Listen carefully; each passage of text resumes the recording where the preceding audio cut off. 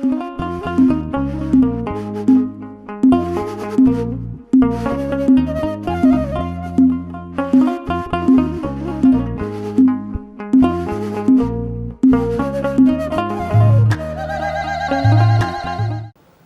አብ ወወልድ ወመንፈስ ቅዱስ አሐዱ አምላክ አሜን። ክርስቶስ ተንሥአ እሙታን በዐቢይ ኃይሉ ሥልጣን አሰሮ ለሰይጣን አግዓዞ ለአዳም ሰላም እምይእዜሰ ኮነ ፍስሐ ወሰላም።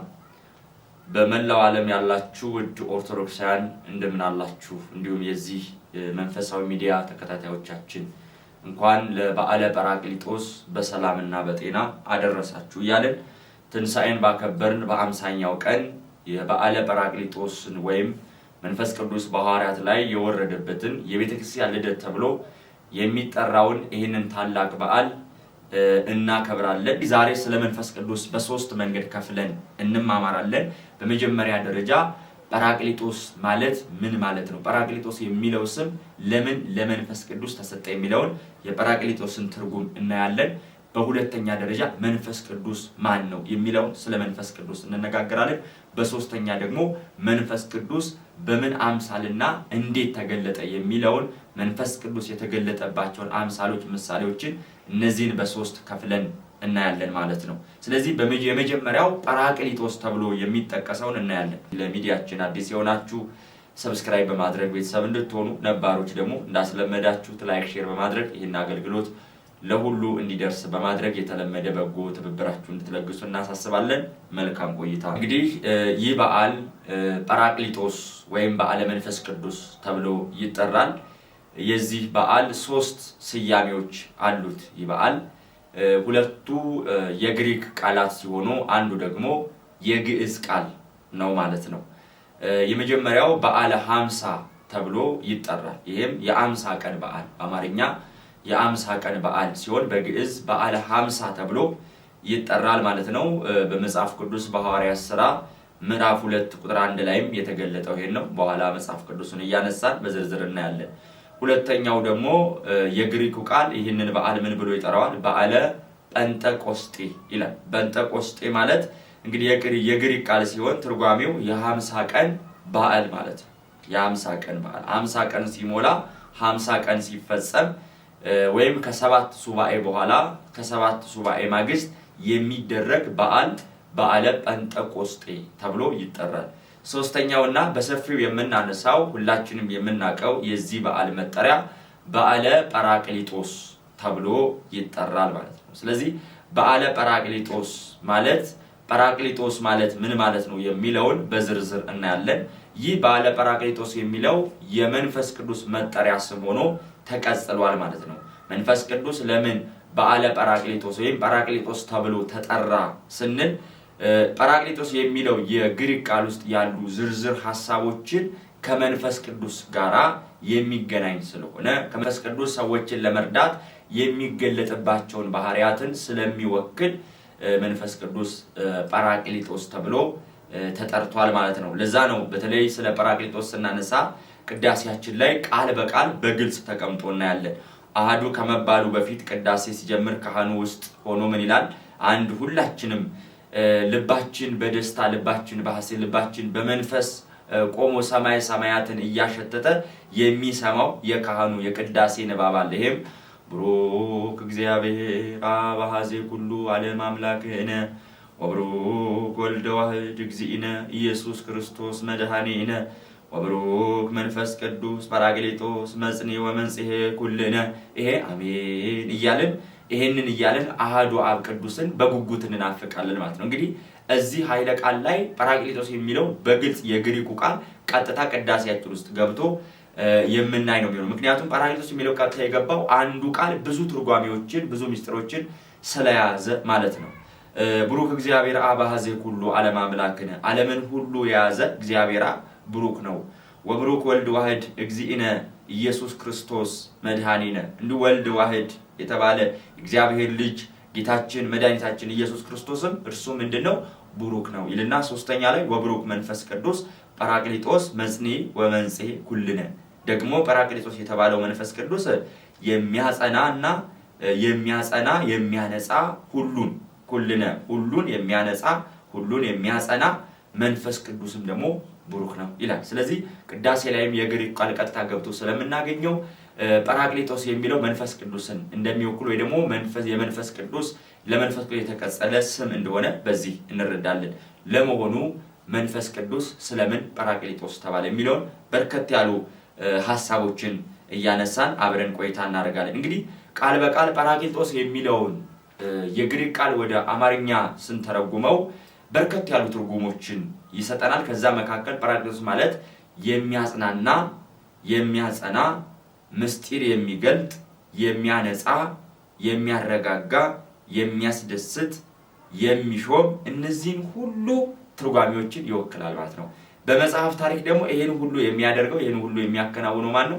እግዚአብሔር መንፈስ ቅዱስ ነው ማለት ነው። ስለዚህ በመጀመሪያ ደረጃ በቅዳሴያችን ላይም ቅድም እንደሰማነው ጰራቅሊጦስ ማለት የሚያጽናና ማለት ነው። የሚያጽናና ማለት ናዛዚ ይላል። ናዛዚ የሚያጽናና ማለት ነው። ይሄንንም ክብር ይግባውና ጌታችን መድኃኒታችን ኢየሱስ ክርስቶስ ለደቀ መዛሙርቱ በዚሁ በዮሐንስ ወንጌል ምዕራፍ 16 ቁጥር 7 ላይ እንዲህ ሲላቸው እናያለን። እኔ ግን እውነት እነግራችኋለሁ፣ እኔ እንድሄድ ይሻላችኋል፣ እኔ ባልሄድ አጽናኙ ወደ እናንተ አይመጣም ብሎ የሚመጣውን መንፈስ ቅዱስ የሚያጽናና መሆኑን ጌታችን ኢየሱስ ክርስቶስ ራሱ ገልጦ ብሎናል። ስለዚህ በዚህም የተነሳ መንፈስ ቅዱስ የሚያጽናና ተብሎ ይጠራል። እንዲሁም ደግሞ በትንቢተ ኢሳይያስ ምዕራፍ 51 ቁጥር 12 ላይ የማጽናናችሁ እኔ ነኝ ይላል በግልጽ እግዚአብሔር፣ የሰራዊት ጌታ ቅዱስ እግዚአብሔር ደግሞ መንፈስ ቅዱስ ነው። ምክንያቱም እግዚአብሔር አብ፣ እግዚአብሔር ወልድ፣ እግዚአብሔር መንፈስ ቅዱስ ብለን ስለምንጠራ ማለት ነው። እንግዲህ በርከት ያሉ ትርጉሞችና በርከት ያሉ የመጽሐፍ ቅዱስ ሐሳቦች ስላሉ ጥቅሶችን ብቻ እየጠቆምን አለፍ እያልን የተወሰኑትን እያነሳን እንቀጥላለን ማለት ነው። ኢሳይያስ 57 ቁጥር 18ንም ስለ መንፈስ ቅዱስ አጽናኝነት በዚህ መረዳት እንችላለን። ሁለተኛ የሚያጽናና መንፈስ ቅዱስ ነው። ሌላው የሚያጸና መንፈስ ቅዱስ ነው። የሚያጽናና ማለት ናዛዚ ሲሆን ወይም የሚያረጋጋ ማለት ሲሆን፣ የሚያጸና ደግሞ መጽንዒ ተብሎ ይጠራል። እንግዲህ እነዚህ መጽንዒ፣ መንጽሔ የሚባሉ የትርጉም ልዩነት አላቸው ማለት ነው። ስለዚህ መጽንዒ ማለት የሚያጸና ማለት ነው። በርከት ያሉ የመጽሐፍ ቅዱስ ክፍሎችን ማየት እንችላለን። የሐዋርያት ሥራ ምዕራፍ 4 ቁጥር 17 ላይ መንፈስ ቅዱስ እንደሚያጽናና፣ መንፈስ ቅዱስ እንደሚያበረታቸው፣ መንፈስ ቅዱስ ሐዋርያትን የአይሁድን ሸንጎ፣ የአይሁድን ምክር፣ የአይሁድን ቁጣ፣ የአይሁድን ዛቻና ማስፈራሪያ ሳይፈሩ በጽናት ስለ ኢየሱስ ክርስቶስ ስለ ዘላለማዊ ጌትነቱ በጽናት ሲመሰክሩ እናያለን። ከዛ በፊት ግን እነ ቅዱስ ጴጥሮስ አላውቀውም እያለ ዶሮ ሳይጮህ 3 ጊዜ ሲክድ እንደነበረ፣ ሐዋርያትም ጥለው ሸሽተው እንደነበረ ሁላችን እንረዳለን። ይህ መንፈስ ቅዱስን ከተቀበሉ በኋላ ግን ያ መንፈስ ቅዱስ አጽንቷቸው በአይሁድ ፊት፣ በካህናቱ ፊት በግልጥ ስለ ጌታ ስለ እግዚአብሔር በግልጥ መመስከራቸውን ሳይፈሩ መንፈስ ቅዱስ በአላውያን በካህናት በሊቀ ካህናቱ ፊት እንዳጸናቸው እንዳቆማቸው እንረዳለን ማለት ነው። ሌላው ከሳቲ ይባላል መንፈስ ቅዱስ ምስጢር ገላጭ። ያ ማለት መምህራን እንዲያስተምሩ አባቶቻችን የወንጌል አገልግሎትን እንዲያገለግሉ የራቀውን በማቅረብ የረቀቀውን ደግሞ በማጉላት ምስጢር እንዲደላደልላቸው ወይ ደግሞ የምእመናን ልቦና እንዲገዙ እነሱ ከአንደበታቸው የወጣው የተናገሩት በምእመናን ልቦና ላይ አድሮ ፍሬ እንዲያፈሩ ወደ ሕይወት እንዲመጡ የሚያደርግ ይሄን ሁሉ አገልግሎት የሚያከናውን እኔ እንድናገር ያጸናኝ እናንተ ደግሞ እንድትሰሙ የሚያደርግ ምስጢር የሚገልጽ እናንተም የቃሉን ደጅ እንደ ልድያ የሚከፍትላችሁ እኔም የምናገረው ነገር ከመንፈስ ቅዱስ ከእርሱ እንዲሆን ምስጢር የሚያደላድልልኝ ማን ነው? መንፈስ ቅዱስ ማለት ነው። ስለዚህ መንፈስ ቅዱስ ከሳቲ ወይም ምስጢር ገላጭ ተብሎ ይጠራል ማለት ነው። በዚህም በተለይ የሐዋርያት ሥራ ምዕራፍ 8 ቁጥር 28 ላይ መንፈስ ቅዱስ ምስጢር ገላጭ መሆኑን በዚህ እንረዳለን። ለምሳሌ መጽሐፉ እንዲህ ይላል፣ ሲመለስም በሰረገላ ተቀምጦ የነቢዩን የኢሳይያስን መጽሐፍ ያነብ ነበር። መንፈስ ቅዱስም ወደዚህ ሰረገላ ቅረብና ተገናኝ አለው። ፊልጶስም ሮጦ የነቢዩን የኢሳይያስን መጽሐፍ ሲያነብ ሰማና በእውኑ የምታነበውን ታስተውለዋለህን አለው። እርሱም የሚመራኝ ሳይኖር ይህ እንዴት ይቻለኛል አለው። ወጥቶም ከእርሱ ጋር ይቀመጥ ዘንድ ፊልጶስንም ለመነው። ያነበበው የነበረውን የመጽሐፍ ክፍል ይህ ነበረ እያለ ኢሳይያስ 53ን ይነግረው ነበር። ጃንደረባውም ለፊልጶስ እባክህ ነቢዩ ይህንን ስለማን ይናገራል? ስለ ራሱ ነው ወይስ ስለሌላ አለው። ፊልጶስም አፉን ከፈተ። ከዚህ መጽሐፍ ጀምሮ ስለ ኢየሱስ ወንጌልን ሰበከለት። በመንገድ ሲሄድም ወደ ውሃ ደረሱ። ጃንደረባው እንሆ እንዳልጠመቅ እያለ ይህንን ታሪክ ሁላችሁም ታውቃላችሁ። ኢትዮጵያዊ ጃንደረባ ቅዱስ ጳቆስ የኢሳይያስን መጽሐፍ እያነበበ ከኢየሩሳሌም ሲመለስ ትንቢተ ኢሳይያስ 53ን ሲያነብ ይሄንን ምስጢር እንዲገልጥለትና እንዲጠመቅ ያደረገው እግዚአብሔር መንፈስ ቅዱስ ፊልጶስ የተባለውን አባት ቅዱስ አባት ፊልጶስ የተባለውን ሐዋርያ ወደዚህ ጃንደረባ ልኮት እንደነበረ የኢሳይያስን ትርጉም ኢሳይያስን መጽሐፍ ተርጉሞ እንዳስረዳው ባኮስ ምስጢርን እንዲረዳ ፊልጶስም ደግሞ ይሄንን ምስጢር እየገለጠ እንዲያስረዳ ይሄንን ሲያከናውን የነበረ መንፈስ ቅዱስ ነው። መጀመሪያውንም መንፈስ ቅዱስ ነው ወደዚህ ጃንደረባ ወደ ጋዛ ምድረ በዳ እንዲሄድ ያደረገው ማለት ነው። ስለዚህ በዚህም የተነሳ መንፈስ ቅዱስ ምስጢር ገላጭ ነው ማለት ነው። ሌሎቹንም በርከት ያሉ ሐሳቦችን ማንሳት እንችላለን። ለምሳሌ ኦሪት ዘኍልቍ ምዕራፍ 11 ቁጥር 25 ላይ እንዲህ የሚል ኃይለ ቃል እናገኛለን። እግዚአብሔር በደመና ወረደ ተናገረም፣ በእርሱ ላይ ከነበረው መንፈስ ወስዶ በሰባው ሽማግሌ ላይ አደረ።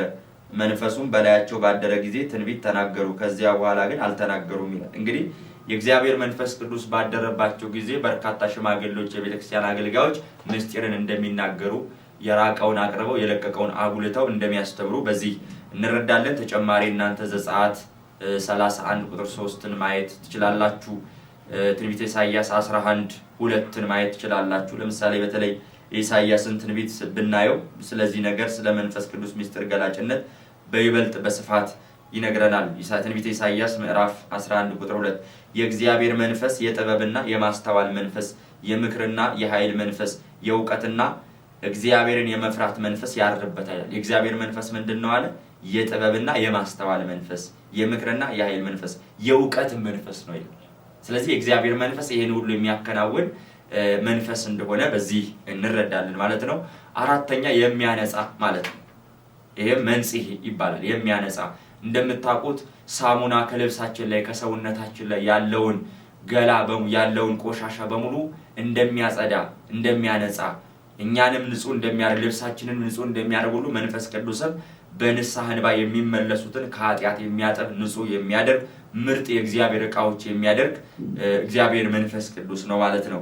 ለምሳሌ ሕዝቅኤል 36 ቁጥር 26፣ ቲቶ 3:5፣ አንደኛ ቆሮንቶስ ምዕራፍ 6 ቁጥር 11 ስለ መንፈስ ቅዱስ የሚያነጻ መሆኑን በዚህ እንረዳለን ማለት ነው። ለምሳሌ አንድ የመጽሐፍ ቅዱስ ክፍል አንስተን ብናይ ትንቢተ ሕዝቅኤል ምዕራፍ 36ን ብናይ ስለ መንፈስ ቅዱስ የሚያነጻ መሆኑን ሁሉን የሚቀድስ ሁሉን የሚያጠራ በኃጢአት የቆሸሸውን አዲስ የሚያደርግ እግዚአብሔር መንፈስ ቅዱስ እንደሆነ በዚህ እንረዳለን ማለት ነው። ቁጥር 26 ላይ እንዲህ ይላል፣ አዲስም ልብ እሰጣችኋለሁ፣ አዲስም መንፈስ በውስጣችሁ አኖራለሁ፣ የድንጋዩን ልብ ከስጋችሁ አወጣለሁ፣ የስጋን ልብ እሰጣችኋለሁ፣ መንፈሴንም በውስጣችሁ አኖራለሁ፣ በትእዛዜም እስከሄዳችሁ ፍርዴንም ትጠብቃላችሁ እያለ ይናገራል። ስለዚህ አዲስም ልብ እሰጣችኋለሁ፣ አዲስም መንፈስ በውስጣችሁ አኖራለሁ ይላል። አዲሱ የሚያደርገን ልባችንን የሚያነጻ ልባችንን የሚያጠራ ሰውነታችንን ነፍሳችንን ከኃጢአት ስጋችንንም ከኃጢአት የሚያነጻ የሚያጠራ የሚያጠብ ሳሙና ልብስን አጥቦ ነጭ እንደሚያደርግ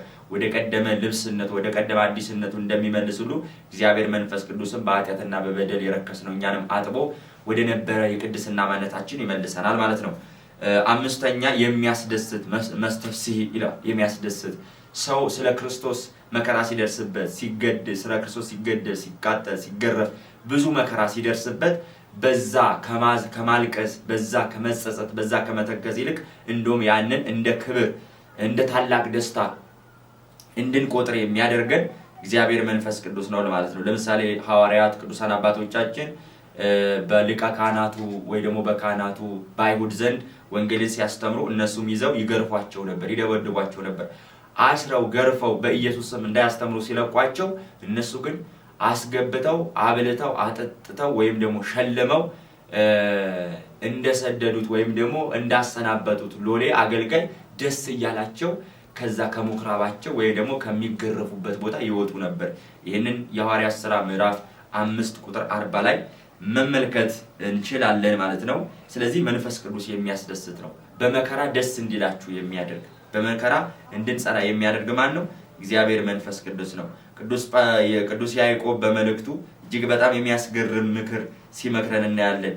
ያዕቆብ መልእክት ምዕራፍ 2 ቁጥር ምዕራፍ 1 ቁጥር 2 ላይ እንዲህ ይላል ወንድሞቼ ሆይ የእምነታችሁ መፈተን ትዕግስትን እንዲያደርግላችሁ አውቃችሁ ልዩ ልዩ ፈተና ሲደርስባችሁ እንደ ሙሉ ደስታ ቁጠሩት ይላል። አይታል ወንድሞቼ ሆይ የእምነታችሁ መፈተን በእምነታችሁ ብዙ ብትፈተኑ ብዙ መከራ ብትቀበሉ ነገር ግን ይሄ ትዕግስትን ያደርግላችኋል ወይ ደግሞ በእግዚአብሔር ዘንድ ክብርን ስለሚያጎናጽፋችሁ መልካም ነገሮችን ስለምትጎናጸፉበት ይሄን እንደምን ቁጠሩት ይላል እንደ ሙሉ ደስታ ቁጠሩት።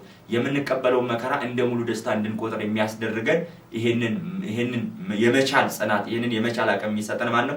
እግዚአብሔር መንፈስ ቅዱስ ነው ማለት። ስለዚህ በዚህም የተነሳ ጰራቅሊጦስ አምስተኛ ትርጉሙ መስተፍስህ ወይም የሚያስደስት ነው። ሌላው የሚሾም ነው። የሐዋርያት ሥራ ምዕራፍ 20 ቁጥር 28 ላይ መንፈስ ቅዱስ ለቤተ ክርስቲያን አገልግሎት ሐዋርያት ሌሎችን ጭምር የሚሾም በቤተ ክርስቲያን አገልግሎት የሚሸልም እግዚአብሔር መንፈስ ቅዱስ እንደሆነ እንረዳለን። ለምሳሌ 20:28 ላይ እንዲህ ይላል በገዛ ደሙ የዋጃትን የእግዚአብሔርን ቤተክርስቲያን ተጠብቁ ዘንድ መንፈስ ቅዱስ እናንተን ጳጳሳት አድርጎ ለሾመባት ለመንጋው ሁሉ ለራሳችሁ ተጠንቀቁ ይላል። ስለዚህ መንፈስ ቅዱስ ማለት አንድ ምንድነው? የሚሾም ሰያሜ ካህናት ወይም ደግሞ ሰያሜ ማለት ነው፣ የሚሾም ማለት ነው። ለዛ ነው በገዛ ደሙ የዋጃትን የእግዚአብሔርን ቤተክርስቲያን ተጠብቁ ዘንድ መንፈስ ቅዱስ ነው እናንተን ጳጳሳት፣ እናንተን ካህናት፣ እናንተን አገልጋይ አድርጎ የሾማችሁ ይላል። ስለዚህ መንፈስ ቅዱስ ነው የሚሾመው ማለት ነው በቤቱ። ስለዚህ በዚህም የተነሳ መንፈስ ቅዱስ መስተፍስህ ተብሎ ይጠራል። ሌላው መንፈስ ቅዱስ ሚስጥር የሚገልጥ የሚለውን አይተናል። እንግዲህ በርከት ያሉ ትርጓሜዎች አሉት ስለ መንፈስ ቅዱስ ወይም ደግሞ ጰራቅሊጦስ የሚለው ትርጓሜ እነዚህን ሁሉ ትርጉም ስለሚይዝና እነዚህ ሁሉ ትርጓሜዎች ደግሞ መንፈስ ቅዱስ የሚያከናውናቸው ተግባራት ስለሆኑ በዚህም የተነሳ እግዚአብሔር መንፈስ ቅዱስ ከሚጠራባቸው ስሞች መካከል አንዱ ጰራቅሊጦስ ተብሎ ይጠራል። ጰራቅሊጦስ ማለት የግሪክ ቃል ሲሆን ትርጉሙ የሚያጽናና፣ የሚያጸና፣ ምስጢር የሚገልጥ፣ የሚያነጻ፣ የሚያስደስት፣ የሚሾም እነዚህን ሁሉ ትርጓሜዎች ይይዛል ማለት ነው። እንግዲህ እነዚህን ካየን መንፈስ ቅዱስ ማን ነው? መንፈስ ቅዱስ በምን አምሳል ወረደ የሚለውን ደግሞ